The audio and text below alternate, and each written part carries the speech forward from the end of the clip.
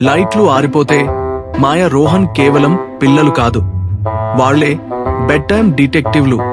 ఈ రాత్రి మిస్టరీ ఏమిటి? అదృశ్యమైన కుక్కీ కేసు. మొదటి క్లూ దొరికింది. కిచెన్ నుండి బయటకు వెళ్లిన కుక్కీ ముక్కలు జాడ. అది విస్కర్స్ పిల్లినా, అమ్మనా, లేక ఇంకా భయంకరమైనదేనా?